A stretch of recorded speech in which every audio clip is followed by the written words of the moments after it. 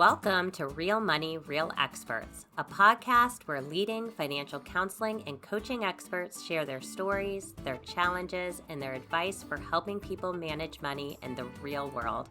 I'm your host, Rachael De La Rosa, Executive Director of the Association for Financial Counseling and Planning Education, or AFCPE. And I'm your co-host, Dr. Mary Bell Carlson, an accredited financial counselor, or AFC, and the president of Financial Behavior Keynote Group.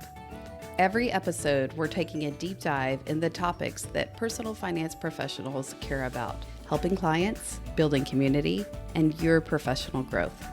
The opinions of our podcast guests are their own, which means that their stories, views, or lived experiences may differ from yours or mine. However, the one thing you will always find on this show is a common thread. Our guests are passionate about helping people with their money to improve their lives, and they believe in upholding high standards for the clients and the communities that they serve. We encourage you to tune in to Real Money, Real Experts with open curiosity. Why? Because it's oftentimes in the conversations where viewpoints or stories differ from our own that we learn the most. Wendy De La Rosa is an assistant professor at the Wharton School, University of Pennsylvania, where she focuses on using behavioral science to improve consumers' financial well-being. She is interested in how people think about their resources and how these thoughts influence their saving, spending, and budgeting behaviors. Her award-winning research has been published in the Journal for Consumer Research and the Proceedings for the National Academy of Sciences. And she has been featured in the New York Times, the Wall Street Journal, CNN, and NPR, among others. Wendy is the co-creator and host of TED's Your Money and Your Mind series, a Forbes 30 Under 30 finance honoree, and a Paul and Daisy Soros Fellow. She serves on the board of Code for America and Propel. Prior to joining Wharton, Wendy received her PhD from Stanford's Graduate School of Business and helped start Google's first behavioral economics unit. This November, Wendy joins us as a keynote presenter at the 2024 AFCPE Symposium in Columbus, Ohio, where she'll present on the ways we can use behavioral science to improve financial well-being. Welcome, Wendy, to the show. Thanks for having me. Excited to be here. Yeah, welcome, Wendy. We're so excited to have you join us this November for the AFCPE Symposium. And one of the things we love to do is have our keynote guests on the podcast to just get to know you a little better before we hear from you later this year. So to start us off, tell us a little bit about how you got into this work. So to be frank, it wasn't something that I thought I would be doing. It's something that, looking back, I guess was always in my path or in my future.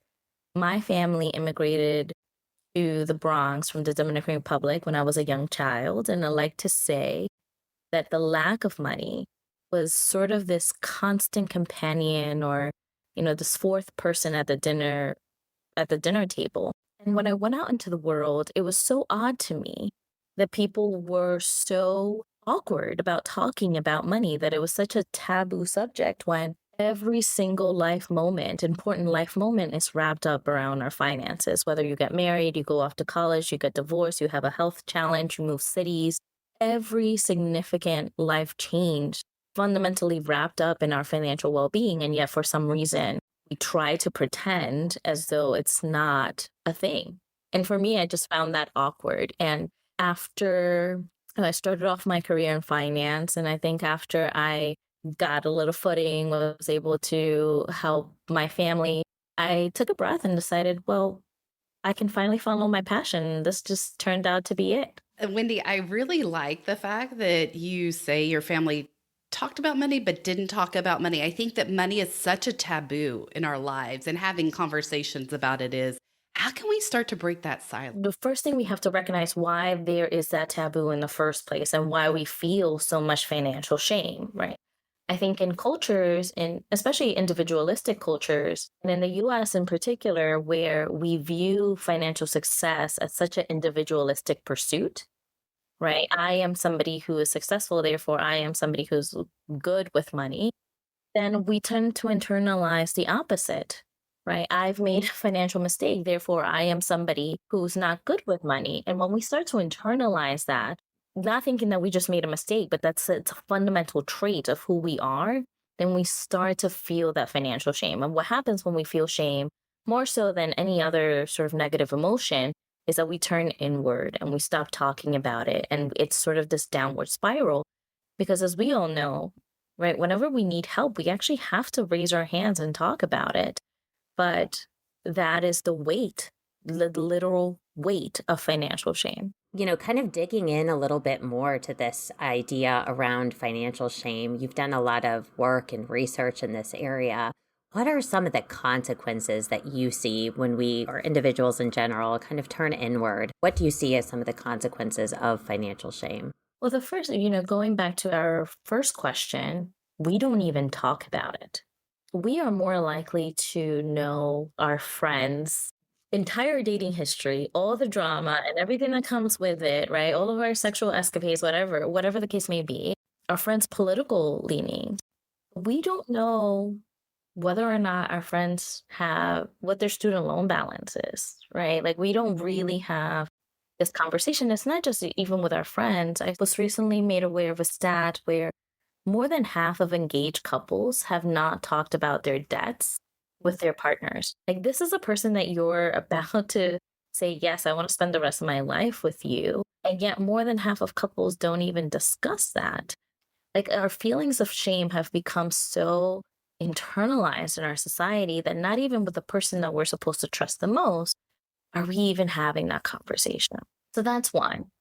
The second sort of consequence that comes out of financial shame, right, is that when you think that your financial situation is solely a product of who you are, then your view of the potential solutions that are out there for you or your ability to seek help decreases, right? Like, who is going to help me if this is something fundamentally wrong with me versus I just made a mistake here and that's okay. And I think the one thing that I want everybody to recognize is that we are living in a system where every company is getting smarter, faster, more efficient at getting us to part with our money, right? It's not like the ads are getting less enticing. It's not like, the tracking is getting less sophisticated. No. And so it's a story about basically us fighting against not just one Goliath, but hundreds of thousands of Goliaths, right? And there are very, very few institutions or organizations that are focused on helping us improve our financial well-being. The vast majority of the systems in place are incentivized to actually destroy our financial well-being. And that gives us even more of a reason to need to talk about money, right? And have these conversations, especially in familial relationships. Can you give some practical tips that any of our listeners, including financial counselors and coaches, could use to help their clients talk about money in family relationships? Of course. So I'll share that the number one person who you need to be aligned with is the person that you have chosen to walk through life with, right? And so whoever that person is in your life, that's the person that you should have what I call a financial date with. It is uncomfortable sometimes to talk about money, especially when there are income disparities, wealth disparities, liability disparities. And so springing up a conversation on a taboo subject on someone is never comfortable. And so you want to be able to give someone a heads up and say, hey, we're going to open up a bottle of wine. We're going to eat some croissant. Let's talk about this. And, I think when I say this to people, they laugh as though it's so unrealistic. But when I was dating my husband, like in the first month that we were dating, we knew each other for a while, but I was like, hey, I think we have something really good going on here. I want to be frank with you because I think we have a future. I think you think we have a future. Let's open up our credit scores and discuss, and we can then watch a movie after. And I think, he was taken aback by that a little bit, but it was so helpful because one, he found some things during our joint review that he didn't even know were there, right? So it was fundamentally helpful for him. Two, we were able to get on the same page and say, oh, okay, great. Like, we have both paid off our student loans. Amazing. So now we can focus on closing because I didn't know that. You didn't know that about me. You had all these assumptions about me. We had no idea, right? It was such a helpful conversation. And I think it allowed us to really start building for the future because you can't build for the future on sand. You just can't. Wendy, can you talk to us a little bit? Are you working on any research right now, or is there anything you can share that you're working on? Always working on research. Yeah. We have a lab on financial well-being, and there's a couple of things that I think we're really excited to sort of share. One is there's an entire movement recently on getting especially lower income workers to get paid every day or at the end of every shift instead of waiting every 2 weeks or every week. And I think at a cursory level, one would say that's amazing. Like, why should a worker float a 0% interest loan to a large corporation, right? Like, I work today, I should earn today. And if our brains were, weren't these like magical, complicated things, I would say yes. But what we find in the lab, both like analyzing banking transactions and through a number of experiments in our lab, is what we find when people get paid every day, let's just say, and you and I both earn $2,000 a month or $4,000 a month. If I get paid every day versus every week or every 2 weeks, I feel like I have more money. I feel a little bit richer. And that in and of itself isn't bad, right? We don't want everybody to be walking around the world constantly stressed about money. That's not the goal. But what happens is when you feel a little bit richer, then yeah, I can afford to eat out. Yeah, I can afford to eat out today. Yeah, I can afford to do this upgrade. Yeah, I can afford to do this. And so we find that as a consequence of this increased subjective wealth, right, this perceptions of increased wealth, people end up spending more. And so they're more likely to overdraft. They're more likely to incur bank fees. And so there are some potentially really negative downstream consequences of this if people aren't made aware of it.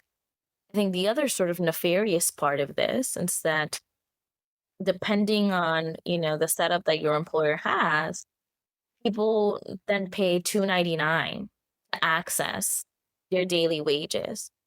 And $2.99 doesn't seem like a lot of money, but if you're doing that every day, then and because of such short-term loans, you're essentially paying upwards of 300% APR. The math works out to be worse than a payday loan in a lot of cases. And that's one of these like innovations where I think a lot of the times we don't have these systems in place to really think about how is the consumer being affected. One of the things you mentioned, Wendy, is subjective financial well-being, how people feel about their money. Can you help better define for us how important is subjective financial well-being in terms of better financial outcomes and behaviors? Well, one of the things that we know is that your feelings about your money is more predictive, like your subjective wealth is more predictive of your behaviors than your objective wealth. In other words, like your likelihood of spending, for example, is much more driven by whether or not you feel like you could afford to spend than whether or not you actually can afford to spend. Because again, we are human beings, right? Like our feelings and our emotions drive all sorts of our decisions, right? Financial decisions aren't sort of unique in that way. And so it's important for us to understand, I think as financial advisors or financial coaches, how does my client feel? And how can I bring them closer to reality? I think we all know people who are really struggling financially and think that everything is okay. And that's not a great recipe for long-term success. But on the other hand, we know people who are doing really well. I think we all know people who are doing really well and constantly live in fear and stress because they feel like they're never doing good enough, right? And that, I think, when we think about well-being in general, is also detrimental, right? The goal is for us to really live our lives, focus on what brings us happiness, and not have to think about our finances day in and day out. Absolutely. And I'm kind of chuckling because as financial professionals, we often think the best way to show people how to feel better is through a spreadsheet. Can you talk to us a bit about how effective showing someone just a spreadsheet or even a graph or something and says, okay, this is how you feel better? How does that actually affect their well-being? Yeah, it's so funny to me because one of the first things that you see on many financial platforms is net worth as that's the number one. And for many people, I guess the vast majority of US consumers, they have negative net worth. So how is the conversation even going to go when the first thing you're showing somebody is you actually don't have any worth? Like, like even the Mm-hmm. language that we use around this is so punitive, and it's sort of individualized and internalized, right? Because again, once you start there, the focus is always on behavior. And you want to create an environment where people change their behaviors. The best thing that I think any financial coach can do is to recognize that people's motivation to change is the highest when they're in the room with you. It's not when they leave your office. Because as soon as they leave your office, guess what? Work happens, life happens, spouse happens, right? They have to take care of their children. They have to figure out how to deal with Debbie at work, right? They have to, like, they have so many other people pulling at their time and resources that, of course, people want to improve their financial well-being, but right now is never the right time. And so if you need your client, for example, to increase their retirement allocation, then the best way for them to do Mm-hmm. that is actually in your office with you, so that they don't feel the level of financial shame, so that you can actually walk them through the process, right? Like, it's just like in school, people's motivation to act, right? Like, when did you work hardest? When you were doing your homework the night before it was due. Yeah. And for whatever reason, we forget that in adulthood. We just expect people to, well, I showed you a spreadsheet. Here are the 4 things you need to go off and do. Now go do it. Yep. Go do it. Goodbye. Good luck. That is just, yes, that just hasn't worked. Yeah. It hasn't Yeah. worked. If it was effective, we would have a large population that was financially stable, and we don't. Well, and let's even go into this idea of, you bring up net worth, right? And this number that we base a lot of things on. Well, we also know there's a gender bias with that. We know that men typically feel more confident talking about higher net worth, but it's not the same for women. So my question to you is, how do we bring women into more financial conversations? We have to recognize that there are observable differences between what we see in financial outcomes. One, women on average tend to live longer than men. And if you're in a heteronormative couple, then guess what? That means that you have to figure out how to take care of yourself in retirement for 8 additional years. Second is that Adrian Ward and John Lynch have this amazing paper that I absolutely love, looking at people's financial literacy from the time that someone gets married to potentially death or divorce. And what they find is that most couples, and again, this is from a heteronormative perspective, but most couples enter a marriage with the same level of financial knowledge and financial literacy, which is amazing. But then what happens is that we tend to adopt this divide and conquer mentality, right? You'll handle X and I'll handle X. And whoever then handles the financial decision making, their financial literacy tends to increase over the course of that marriage. And the person who relinquishes, right, all the financial duties, like you handle the bills, you handle the investment, et cetera, it's not that their financial literacy stays the same. It actually deteriorates over time. And so what we find just empirically is that relinquishing of financial decision making women tend to relinquish that over to men. And so men become more financially literate. Women become more financially illiterate, right, as they continue through the marriage. And then again, coupled with the fact that life happens, whether it's death or divorce, but let's just assume it's death as an example. You now have a person that's less financially literate and has to manage those limited resources for 8 more years. Like the consequences for women are just, the stakes are so much higher. On top of that, we have the earning gap and the wage gap, right? Where women are earning 88 cents to $1 on average. And then you have differences in risk taking and risk seeking, right? Where women just tend to be more risk averse. Now, with that said, one of the things that we know by looking at female investors and hedge fund managers is that conditional on investing, you actually have better performance, right? And so this is where the job of a financial advisor is to recognize that you have to meet your individual client's need.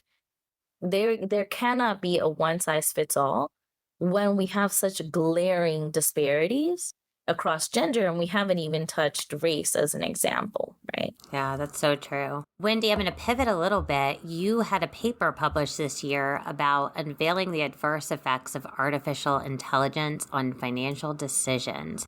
How do you see AI influencing personal finance, and in what ways can it help or hinder in helping people manage their money? Well, so I want to say that I am such a tech enthusiast. And I think when people read that paper, they think I am not. Like in my household, we had a Star Trek telephone. That's how like geeky and nerdy we were. And so I am so excited about the potential for artificial intelligence to improve human well-being. When we talk about medicine and the likelihood of AI helping us even identify cures for diseases that we didn't know existed, it is so exciting. I think the reason why Chris Speckler at University of Notre Dame and I wrote this paper is to say that level of excitement is not exactly translated into the realm of financial well-being. Why? Right? When we think about where all the improvements are happening in AI, they're really sort of helping businesses become more efficient at generating revenue. And what does that mean? Basically, it's just they're becoming better at getting you to spend your money. And we kind of talked through this through the 4 ways in which we think AI is going to impact the marketplace. So the first one is access, right? So AI would be great if it can increase our access to financial markets. One of the things that we do know is that when access to credit is given to people when they're not ready for it, that is the number one way in which people get into trouble, especially early on, right? When you give a young person a credit card too soon, right? When you give a young person loans that they don't really understand, right? We can think about our student loan crisis. And there's been some really tragic examples of young people dying by suicide when they traded on margin on fintech apps and couldn't understand what was happening. So, Wendy, these have been some great and very intriguing ideas. Do you have any books or resources that you would encourage our financial counselors and coaches to review to help them help their clients have better financial conversations? Yes. So the first thing I want to say is that no financial coach needs to start from scratch. Like I encourage everybody to say, look to academia. There's been hundreds of studies done trying to understand how can we best change financial behaviors. And so you have a whole army ready and willing to help you. I think a good place to start is we try to consolidate a lot of this research in our series, Your Money and Your Mind on TED. So that would be an awesome place to start.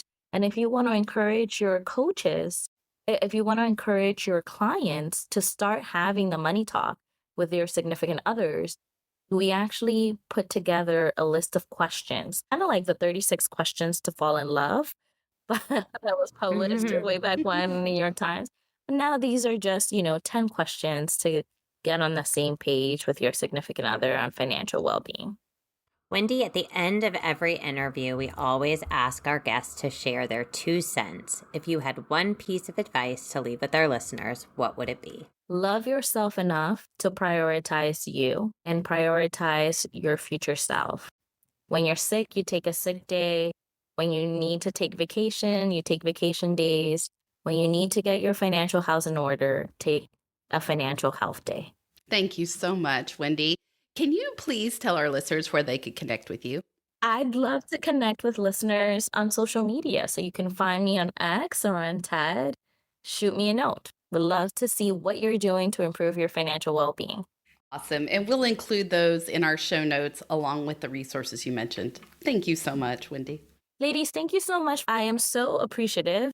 Mary, I always love having our keynotes on before the big event. It's fun to get to know them as people and for Wendy specifically to kind of dive into some of the research she's been doing. I love how she says look to academia for knowledge and insights, because a lot of the work is being done. And, I think that's the beauty of the AFCPE community. We bring together researchers and practitioners and really help people take the research and then provide practical advice. And that's something that Wendy's going to be doing in her keynote this November, offering practical science-backed strategies to really help, clients and practitioners bridge that divide and really work towards behavior change. So excited to get a little taste of the work that she's doing and looking forward to her session later this year. And I'll just echo you on the benefit of AFCPE is you're not just having to go and read the research, which academics love, but for so many practitioners, you're really in AFCPE, you're able to actually get it in a usable way and usable format where you can implement it directly. So I think that's the real value add that AFCPE offers, as well as I thought there were some interesting points she made about gender and the differences that women see money and how they feel about money. In fact, subjective financial well-being is an even larger indicator than objective financial well-being. And it tells us how your financial behaviors are going to play out. I love the little crack that she made about the spreadsheets, right? And how just handing someone a spreadsheet is not changing how they feel. And so it's really about the feeling about numbers. And she talked a bit about having conversations. I really love the way she started too, of how she grew up. And I think those personal stories and what you bring from your own history and her history just really made her into who she is today and why she has such an interest in this field. So I thought there were some really good tips. She's got some great resources at the bottom, especially with her TED Talks and some of the research she's done. So we'll make sure and include that. And if you were like us on the edge of your seats for some of that cliffhanging research, I thought the young people and some of the mental health aspects of money were intriguing. But if you were on the edge of your seat too, you won't want to miss this at AFCPE's annual symposium. So join us there. You will see Wendy De La Rosa live, and we're so excited to have her and many others. Sign up now. Registration is open. We'd love to see you there.